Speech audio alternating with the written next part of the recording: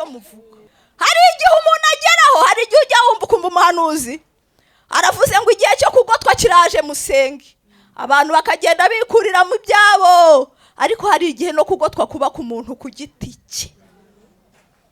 Nimba ivuga hari abantu benshi barabyumva. Hari igihe kugotwa kukugeraho, wenda ntikunamara igihe kukaba nko mu isaha cyangwa mu munota, ukabura isengesho wasenga, ugasigara agatima kakwibutsa yuko kera wigeze gushaka Imana n'imbaraga zawe zose. Utwigishe kubara iminsi yacu ku buryo butuma dutunga imitima y'ubwenge. Utwigishe kubara iminsi yacu ku buryo butuma dutunga imitima y'ubwenge. Haleluya, haleluya. Ku batanzi ngo ndavuga wenda abashyitsi, nitwa Bayibaze Monique, ndi umubyeyi, ndubatse, mfite abana 2 n'umutware, ndi umukristo wa hano. Imana iduhana umugisha. Amen, haleluya. Reka tuganire ijambo Imana yashyize ku mutima wanjye dukwiye kuganiraho. Ni ijambo rifite umutwe cyangwa se insanganyamatsiko ivuga ngo teganya iby'igihe kizaza ubigiranye ubwenge. Teganya cyangwa se teganyiriza igihe kizaza ubigiranye ubwenge. Amen, amen. Teganya iby'igihe kizaza ubigiranye ubwenge. Reka dusome muri Zaburi ya 90.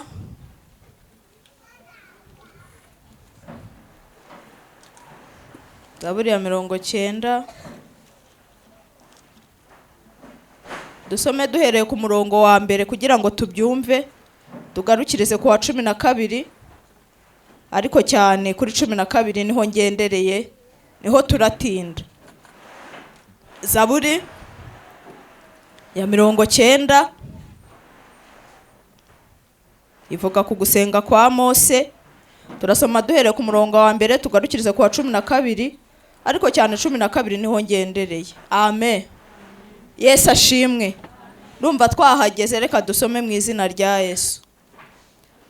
Haravuga ngo Mwami, ibihe byose wahoze uri ubuturo bwacu, imisozi itaravuka, utarara mu kwisi n'ubutaka.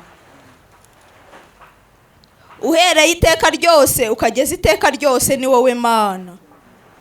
Uhindura abantu umukungugu kandi ukavuga uti bana b'abantu musubireyo.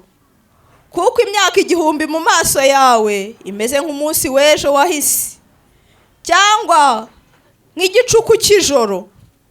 Ubajyana nk'isuri, bameze nk'ibitotsi, bukeye bameze nk'ibyatsi bimera. Mu gitondo birera bigakura, nimugoroba bigacibwa bikuma. Natwe uburakari bwawe bwatumazeho, umujinya wawe waduhagaritse imitima. Washyize ibyo twakiraniwe imbere yawe, n'ibyaha byacu byahishwe wabishyize mu mucyo wo mu maso hawe. Kuko iminsi yacu yose ishize tukiri mu mujinya wawe, imyaka yacu tuyirangiza nko gusuhuza umutima.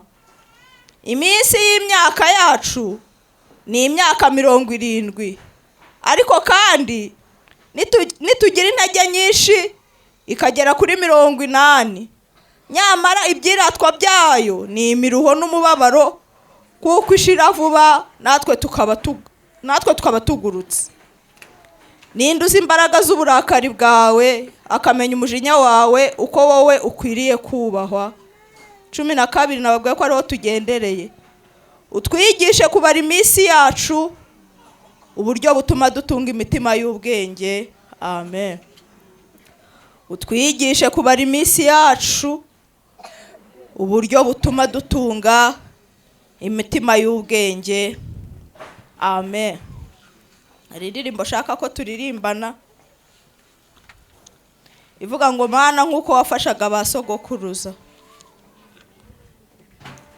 169. Muramfasha muhagurutse tuyiririmbane ijyanye n'ibyo shaka ko tuganiraho.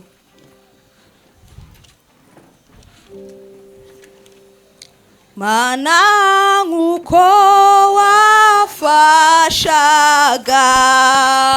basogokuruza niko natwuza dufasha mu myaka iri imbere. niko natwe Mana, niko natwuza dufasha mu myaka iri imbere. umuyaga w'ishuheri, umuyaga w'ishuhe uwo nguwo urawuturinda, uzatubera ubuturo, uzatubera ubuturo budashiritse, uzatubera ubuturo, uzatubera ubuturo budashira, budashira. Oh, kera bakwiringiraga, kera bakwiringiraga, abagabo bari mu mahoro, tugufite, tugufite nitwe tugufite nitwifuza undi murenge, tugufite nitwifuza, tugufite nitwe tugufite nitwifuza undi murenge. Oh, imisozi itararema, imisozi itararema, isi Isirayeli isi itarabu, uhereye kera kose, uhereye kera kose uruko. Ah,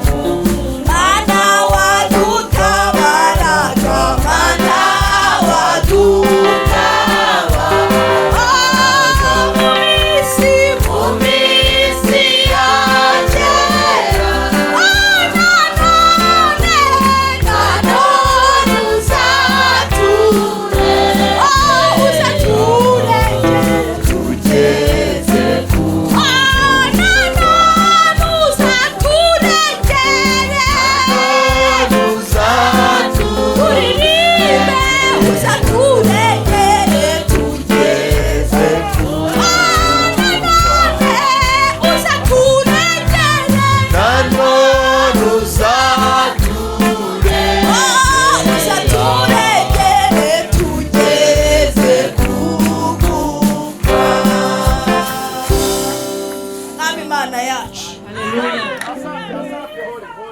Uri Imana ikomeye. Haleluya. Uri Imana ifite ubutware. Imana ishimwe. Uri Imana ifite ubushobozi. Urakomeye mwami. Uri Imana yo kwizera. Urera. Uri Imana idahinduka. Urakiranuka mwami. Uri Imana idahindurwa n'ibihe n'iminsi. Witwa ndiho. Uri Imana ifite ubutware. Witwa Jehova Uri Imana Nisi. ifite ubushobozi. Jehova Shama. Uri Imana igena ibihe n'iminsi. Jehova Adonai. Niko yawe yavuze. Aravuga ngo Jehova Elohimu. ushobora byose. Niki gituma abayizi batamenya ibihe byayo? Turi imbere yawe Mana. Turagushakaho ubuntu. Tugeze mu mwanya mwiza wo kumva icyo tubwira mu ijambo ryawe. Karibu mwami. Turakwigiza. Haleluya. Guzubane natwe. Witwa nihe We yurura ikirere. Haleluya. Umenagura imbaraga zose Izina rya Yesu. umenagura ubutware bwose Katika jina la Yesu. mu izina rya Yesu Kristo. Ubuntu bwawe Mana bubane natwe. Icyo wagambiriye kuduha kuri uyu munsi ukiduhe rwose hatabuzeho na gato. Udufashisha ubuntu bwawe n'imbabazi zawe mu izina rya Kristo Yesu. Amen. Amen. Yesu ashimwe. Haleluya. Haleluya. Tugiye kuganira ku magambo nababwiye avuga ngo teganyiriza ejo hawe hazaza ubigiranye ubwenge. Teganyiriza ejo hawe hazaza ariko hateganye ukoresheje ubwenge. Imana ishimwe. Haleluya. Twifashishije amagambo dusanze muri Zaburi ya 90, duhereye ku murongo wa mbere kugira ngo tubyumve, ariko umurongo wa 12 ari utugendereye. Ni amagambo Mose yari ari kuvuga, yari ari gusenga abwira Imana. Yari amaze kubona ibihe banyuzemo mu butayu, areba ukuntu Abisirayeli bagiye bagomera Imana, Imana ikabahana. Yibuka ukuntu bagiye baribwa n'inzoka mu butayu, agenda areba ibibazo byose bagiye bahurira nabyo mu butayu, ngo yibuka yuko umujinya w'Uwiteka ari wo wabiteye bitewe n'uburyo bitwaye. Yibuka yuko ngo Imana ngo imyaka 1000 kuri yo ngo imeze ngo nk'ejo hashize. Uko twebwe tuba tuvuga ngo ejo hari kuwa gatatu, yo ngo mu myaka 1000 nibwo ibibara. Noneho ngo arangije areba noneho n'igihano ibahana ibibarira muri ubwo buryo ibaramo. Nibivuze wenda ngo ndaguhana iminota 5, abaze asanga irabahana bingana n'imyaka ngo 70 babaho ngo bakabyika ba 80. Niko twasomye. Arangije rero avuga iyi Zaburi ari gusenga. Yesu ashimwe. Aravuga ngo Mwami wibuke yuko wahoze uri ubuturo bwacu kera. Aravuga ngo utarara mu kwisi, imisozi itarabaho. Aravuga ngo kera kose wibuke yuko ibyo byose bitarabaho, ngo wahoze ari wowe buturo bwacu. Yesu ashimwe. Yaravuze ngo utarara mu kwisi, utaratekereza kurema isi, ubutaka butarabaho. Niko twaririmbye ngo imisozi itararemwa, isi itari yabumbwa, ngo uhereye kera kose uri uko wahoze. Ni Zaburi ya Musa. Haleluya. Warangije aravuga ngo Uwiteka nujya kuduhana wibuke ko turi abantu buntu, wibuke yuko turama igihe gitoya. Utinze arama byibuze imyaka 80. Aravuga ati subwo iyo myaka 80 nuyishyiramo igihano ukabarira na ya myaka 1000 ingana n'umunsi umwe, urasanga iminsi yacu yose iramara mu bihano. Ngo arangije aravuga ngo utugirire impuhwe, wibuke yuko turi abantu buntu. Aravuga ngo tumeze nk'ubwatsi buba buriho none, cyacu gihita, ngo tumeze nk'uko umuntu yavuga ngo uyu munsi ni nijoro ngo ejo bukaba burakeye, ngo nuko iminsi yacu ihita. Aravuga ngo nuko rero Yesu ashimwe utugirira impuhwe kuri ibyo.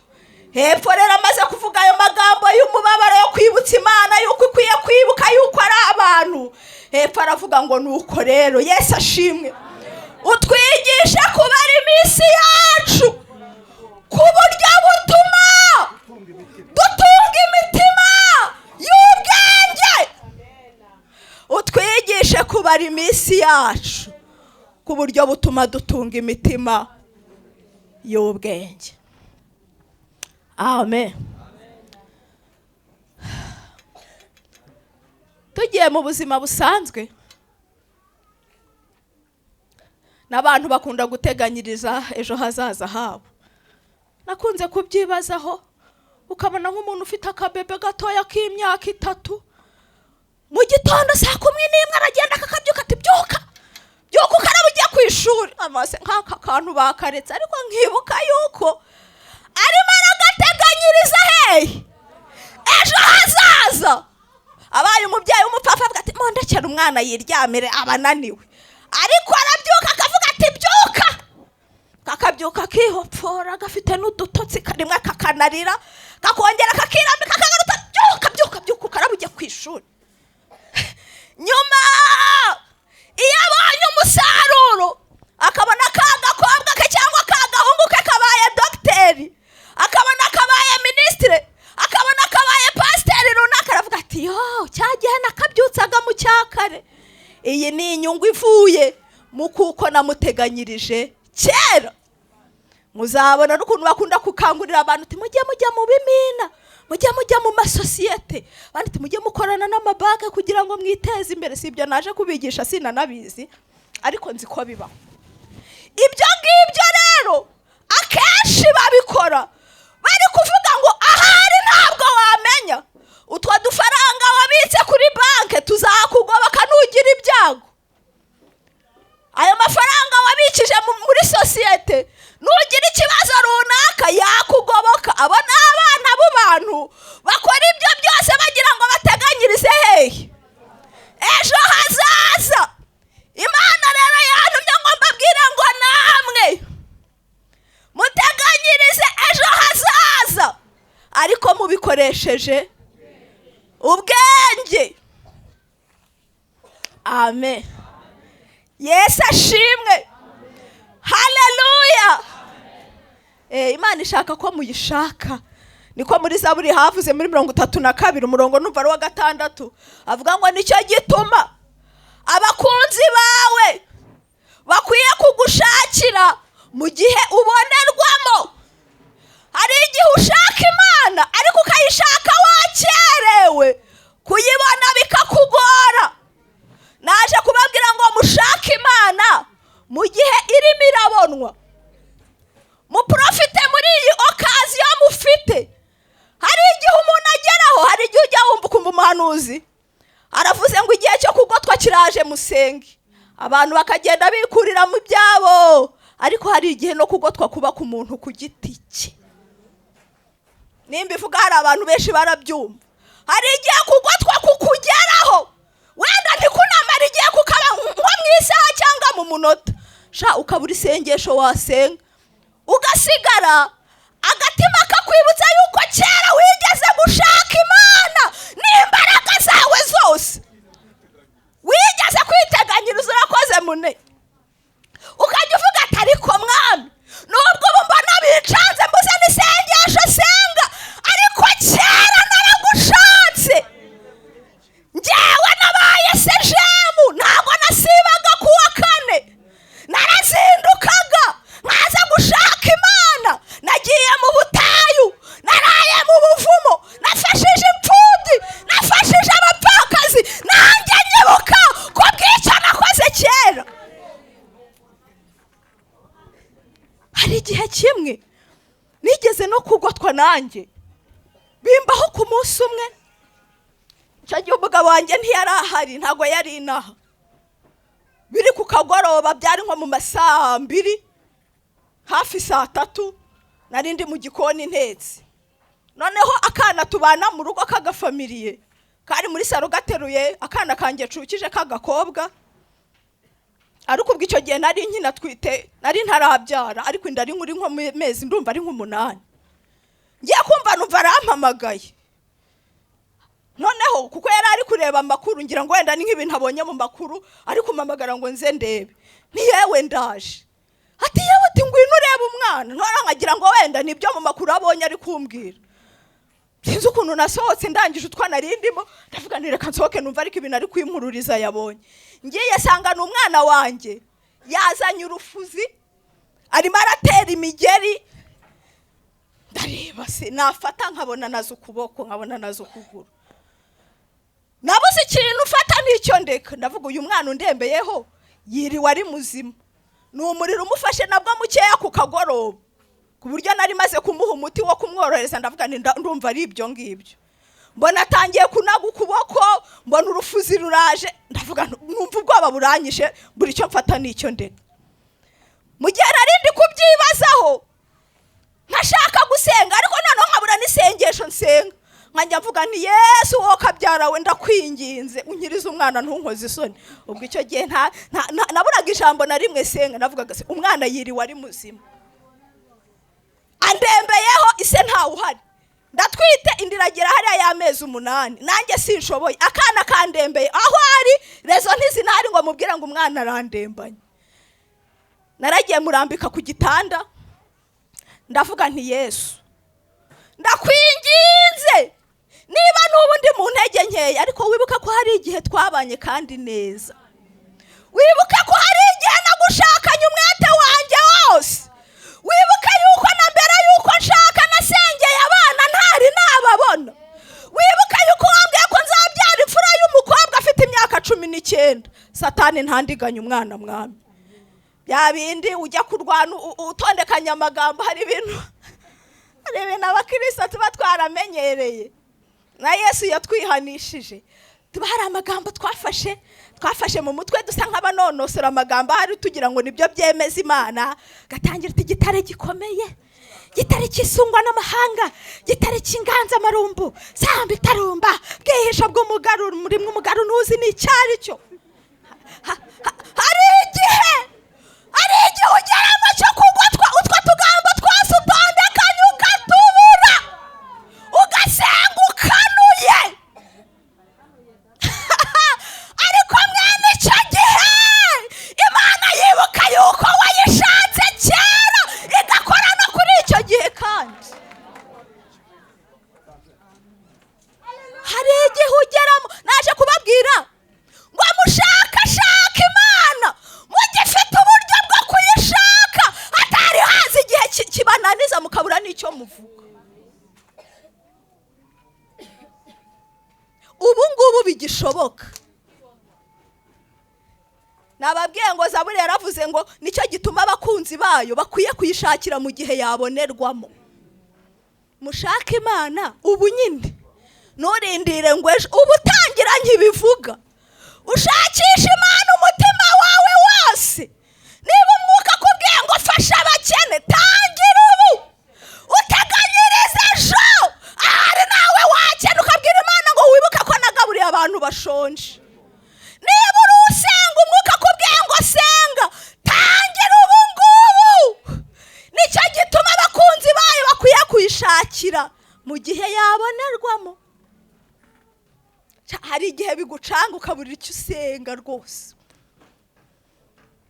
Wajya kuzamura isengesho ukumva reka nirirenga n'aha ngaha, kumbe bitakira. Ubwo se umwana yaba ari gusambuka ajya gukoresha amarojike biranakuyobera ubura icyo uvuga. Ariko Imana yibuka na kera yuko mwabanye kandi neza. Imana irazirikana. Yesu ashimwe. Haleluya. Yesu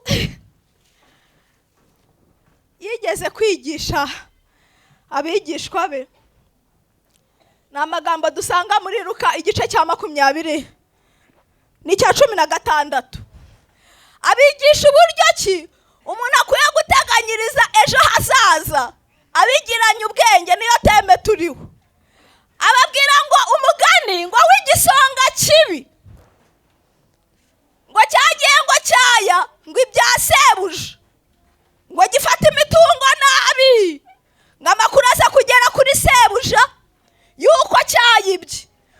shebuja aragihamagara avuga ati rero mugaragu wanjye ibyawe byangezeho yuko imitungo yanjye uyangiza, none rero tugiye kubarana ngo usezerere. Igisonga kibyumvisha ubwoba buracica, kiravuga kiti nansezerera ko ntashoboye guhinga. Muzi ko umuntu ajya agera muri iyo kondisiyo, ko ntashoboye guhinga, ko nihagararaho ntashobora gusabiriza nzabaho nte. Ni Yesu wari uri kubivuga ngo kiravuga ngo reka nigira inama, ngo gihamagara abantu bose yari abereyemo umwenda ngo kizane uwa mbere. Kiravuga kiti harya databuja avuga yuko muri mu mwenda wangaye? Umuntu ati avuga yuko muri inshuro 100 z'amavuta ya elayo. Aravuga ati fata ikaramu n'urupapuro vuba vuba andikamo ko murimo 80. Ngubwo icyo yabikoreraga ngo yagiraga ngo sebuja namwirukana, ba bantu yagiriye neza bazamuraze mu mazu yabo, kuko ngo yari kumwirukana akanamunyaga. Aravuga ati ubu ni impero, ubu nikundishwa kuri aba bantu, nimbabwira ngo bosi yanyirukanye kandi nabagiriye neza. Aravuga ati uriya muntu yaradufashije ngwino tugucumbikire. Ni Yesu wari uri kubivuga ngo cya gisonga kibwira uwa kabiri kiti nawe ngwino. Weho bosi avuga harya yuko ngo umubamo ideni ryangaye. Undi ati ngewe anyishyuza imifuka 100 ya seyiri, ati niyo murimo. Igisonga kiti nawe fata, kuko niwe wari ushinzwe kubijera, yaragifite uburenganzira bwo kuba yabagabanyiriza, yari ataramwirukana. Ndi kubabwira ngo mutegure iby'igihe cyanyu kizaza ubu ngubu mubigiranye ubwenge. Ngo arangije ngo aravuga ati nawe kuri iyo mifuka 100 andikaho 80. Yesu arangije aravuga ngo nuko rero sebuja w'icyo gisonga ngo amakuru nabwo amugeraho, ngo ashimire icyo gisonga, si uko yari agishimiye yuko cyamwangije, ngo ahubwo nuko yagize ubwenge bw'ukuntu azabaho hanyuma yo kumwirukana. Yesu aravuga ngo niba abana b'iyi si bazi ubwenge bwo gushakishiriza ejo hazaza babishakishije ubutunzi bubi, mwebwe ntimwagakwiye kurushaho gushaka Imana mutegurira ejo hanyu hazaza. Ni ukuri ndabarahiye, Imana irazirikana. Mu mazina bita Imana baravuga ngo ni umukuru w'ibihe. Imana iyo wayishatse kuko ari itegeka ibihe mu bihe runaka utateganyaga, ubona ukuboko kw'Imana bitewe n'uko wayihize kera. Ibihe birahinduka bene data. Hari igihe imbere haba habi bikagucanga utari wabiteganyije. Byabaye kuri Dawidi, reka mbaho urugero rw'abagabo babiri, umwe yateganyirije imbere ye neza, undi ahateganya nabi. Umugabo umwe wateganyije nabi ni umugabo bita Shimeyi. Amen. Yesu ashimwe. Shimeyi ngo ni umugabo watutse Dawidi, ariko mbaye nk'usubira inyuma kugira ngo mwumve inkomoko y'ibyo byose, kuko ijambo ry'Imana ni rizima, riba risobanutse rwose. Rishobora gucanga umuntu kuko agira ubunebwe bwo gusoma ntamenye inkomoko, ariko ijambo ry'Imana ni ryiza. Haleluya, haleluya. Ijambo ry'Imana rirasobanutse. Dawidi muzi amateka ye, kuntu Imana yamugize umwami, sintangirira iyo yose ndaza hino. Ngo igihe kiza kugera cyo kujya gutabara, ngo Dawidi yisigarira mu rugo. Mu gusigara mu rugo haba harimo umutego wa Satani, aza kuryamana na Betisheba.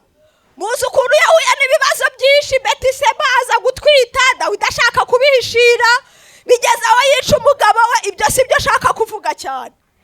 Dawidi rero nyuma y'icyo cyaha cye no kugipfukapfuka, Bibiliya iravuga ngo ibyaha bya bamwe ngo bigaragara kare bikabashyirisha mu rubanza, ngo iby'abandi bikagaragara kera, ngo ariko nta cyatwikiriwe kitazatwikururwa. Dawidi arapfukapfuka, ariko nyuma kuko Imana yakundaga Dawidi, imutumaho Natani. Araza amubwira ibyaha yakoze simbisubiramo bitewe n'umwanya. Amubwira ibyo yakoze. Arangije Dawidi arihana murabizi. Nyuma Natani aramubwira ati ariko kubw'icyo wakoze ukururiye umuryango wawe ibibazo. Dore intambara zizagutera ziturutse iwawe mu nzu. Inkota ntabwo izava aho ngaho. Dore abagore bawe bazabendera ku gasozi. Amubwira ibintu bikomeye. Dawidi rero nyuma byaje kumusohoraho. Umwana we witwa Abusalomu aramugomera. Amaze kumugomera ashaka kumukorera kudeta. Dawidi arahunga. Dushaka kuvuga ku mugabo wateganyije nabi witwa Shimeyi. Dawidi amaze guhunga umwana we Abusalomu aragenda ngo ageze aho bita i Bahurimu. Ngo umugabo witwa Shimeyi abaraje. Hari abantu bazi gufatirana abantu mu kaga. Nibabanze kwitonda ngo bagenzure bamenye ibyo bintu aho byaturutse. Hari igihe umuntu ahura n'ingorane atari izo yihamagariye n'ukuri beneda. Hari ibintu abakristo tugira cyane ababarokore. Umuntu yahura n'akagwi Imana imukubise umunyafu nyine yajyaga ibitubwira. Yajyaga ibitubwira ko Imana avuze ko abanyabyaha izabashyira ku karubanda.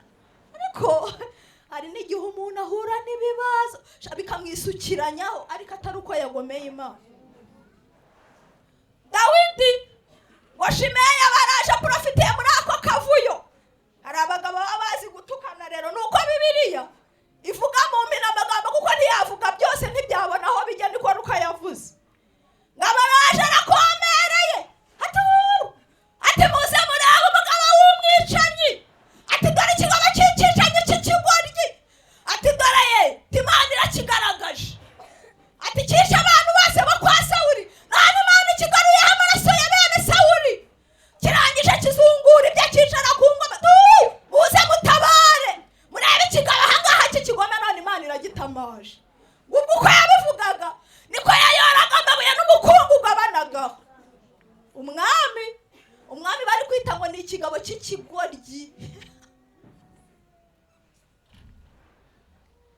Abagaragu ba Dawidi warambwira ati databuja urabona ahantu ugeze kwe waretse kuriya we tumufitiye uburenganzira ari umusivili uri aho ngaho watubabariye gatoya ntabwo turarwana umwanya nuko ugenda umuntu akamusoza ubuzima bugakomeza. Dawidi aravuga tumva nimumureke n'uwiteka wamuhaye ngo anuke mbere hose se katabikoze mbere hose. Ariko nicyo gihe ndimo ndi kubabwira ngo muteganyirize igihe kizaza mugifite uburyo mubasha gusengamo Imana bikumvikana. Ngo Shimeyi aramutukagura. Dawidi abuza abagaragu be kugira icyo batwara Shimeyi. Ngo haza gucamo igihe murabizi amakuru. Dawidi aza gutahuka. Ubwo Abusalomu yari amaze gupfa. Umugaba w'ingabo yari yamusanze anagana ku giti aramwica. Dawidi agaruka muri Isiraheli kwima nk'uko bisanzwe.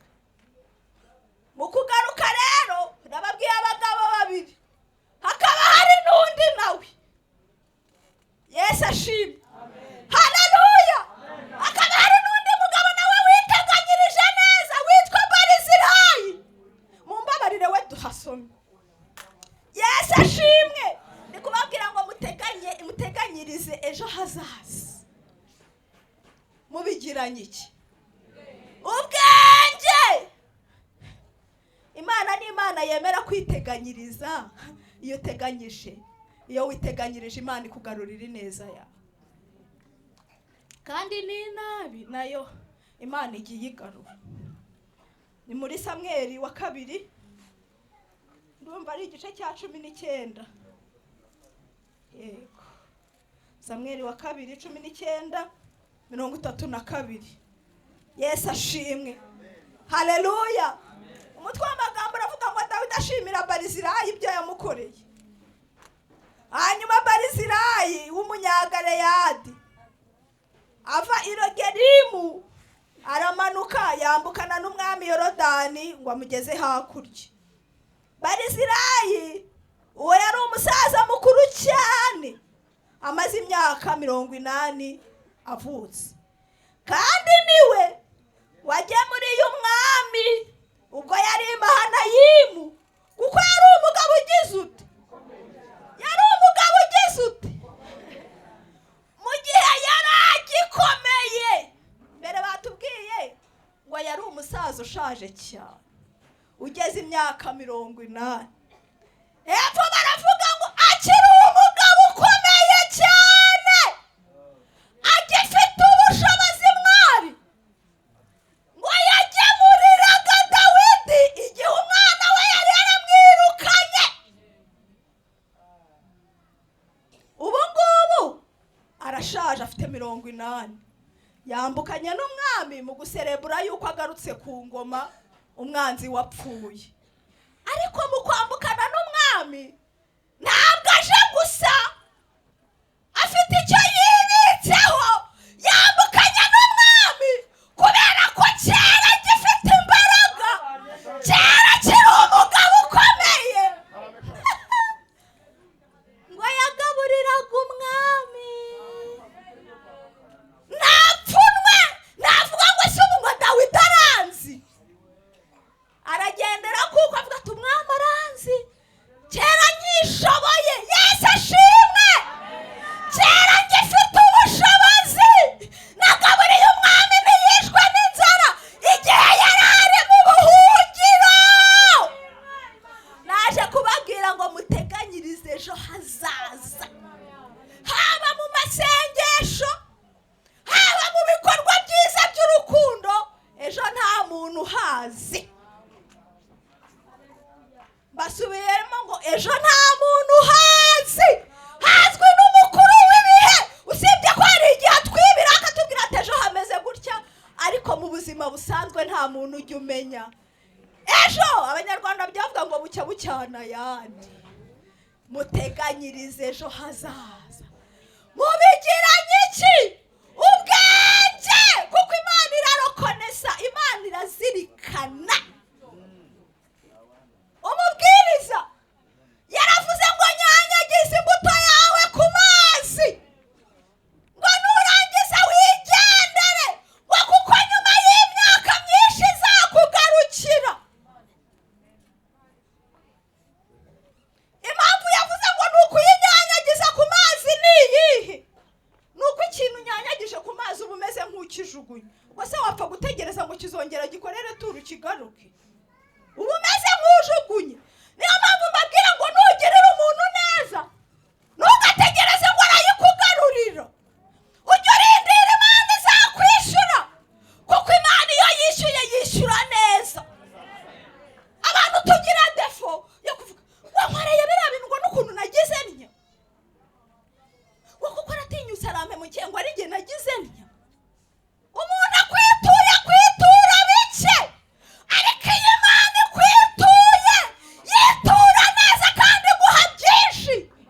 Yaravuze ngo urugero rucugushije, urugero rutsindagiye nirwo Imana izakugereramo.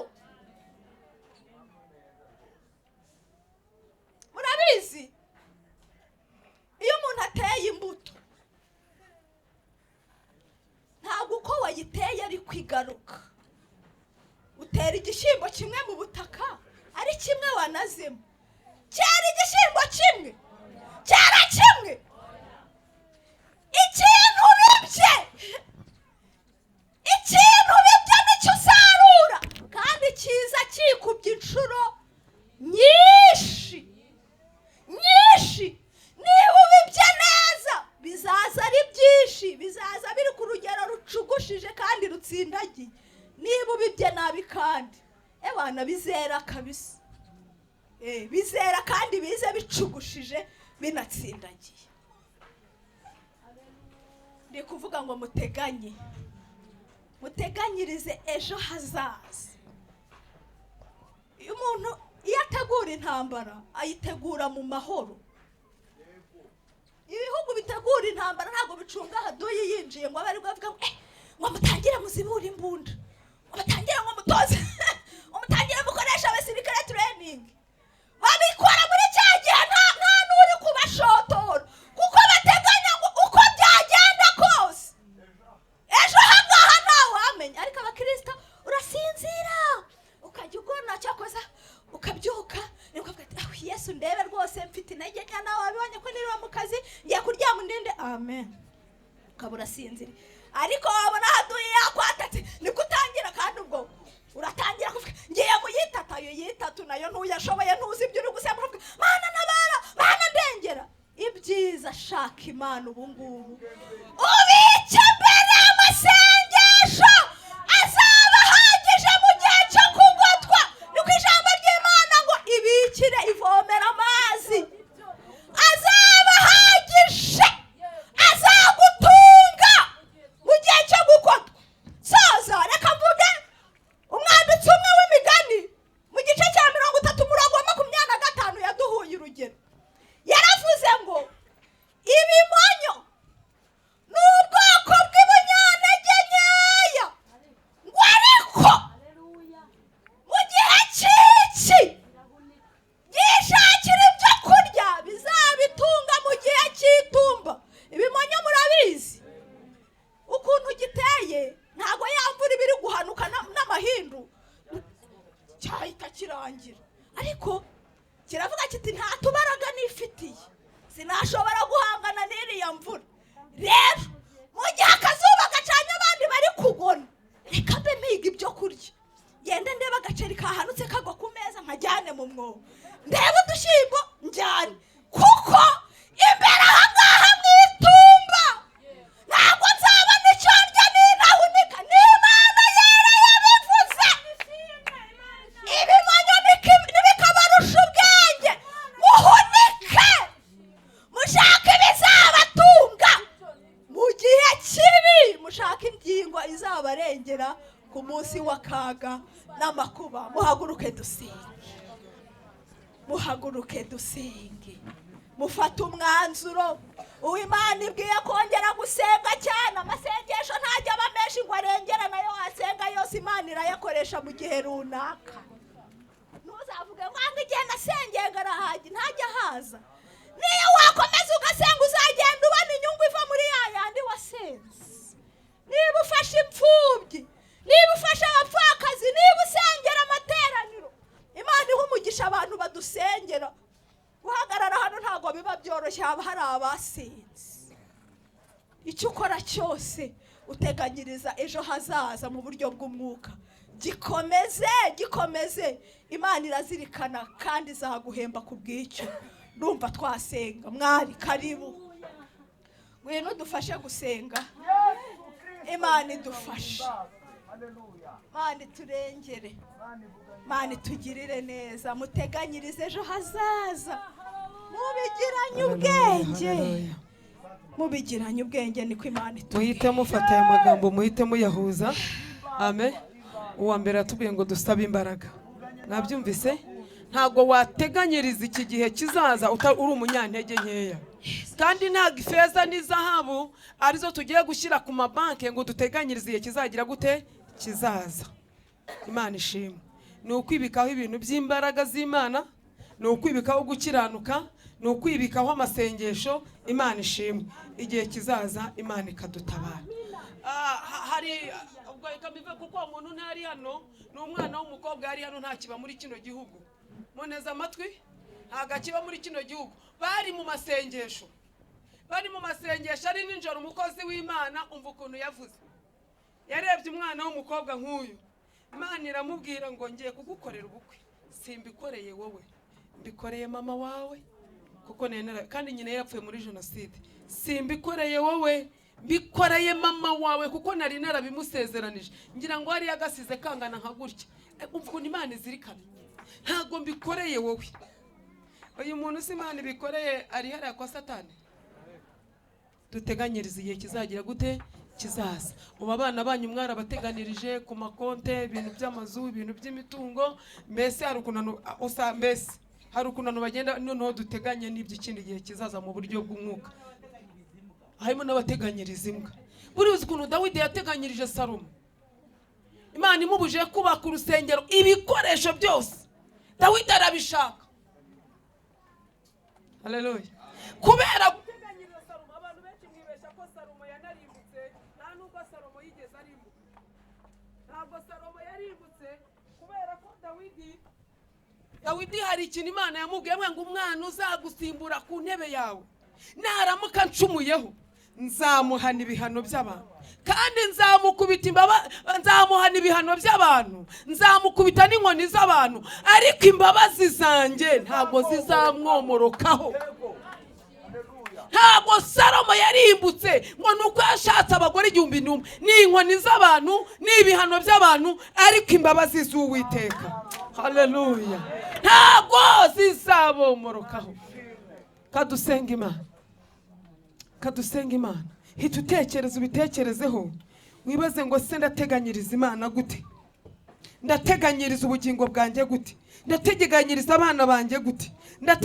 Ubu rero Imana ishimwe. Kadusenge. Data wa twese uri mu ijuru, aya magambo asohoreye mu matwi yacu, kandi tugitangirira iteraniro watubwiye kuri hagati muri twebwe, watubwiye ko waje. None umwigisha wa mbere yatuye ko tugomba kwambara imbaraga, kandi tukagenda uko imbaraga zacu zingana. None umushakazi wawe urongeye umunyuzemo, uratubiye ngo niduteganyirize igihe kizaza, kandi tugiteganyirize dufite ubwenge. Nta kindi kintu nsabye, sajya ubwenge muri iri teraniro. Aba bagabo n'aba bagore mbasabiye ubwenge, aba basore n'aba bakobwa mbasabiye ubwenge, nanjye ubwanjye ndabwisabiye, kugira ngo ubu bwenge butumenyeshe icyo gukora mu gihe cyacu. Kandi buri amagambo abwirwa abantu benshi buzuye urusengero, ariko afite abantu arimo kugenda abwira. Amagambo menshi abwira abantu benshi mu rusengero, ariko ijambo rifite nyiraryo. Tugukomeye mu mashyi ku mugambi utaburizwamo, kandi kubwiye yumvise, kandi kumumara ugaragaye mu izina rya Yesu. Amen.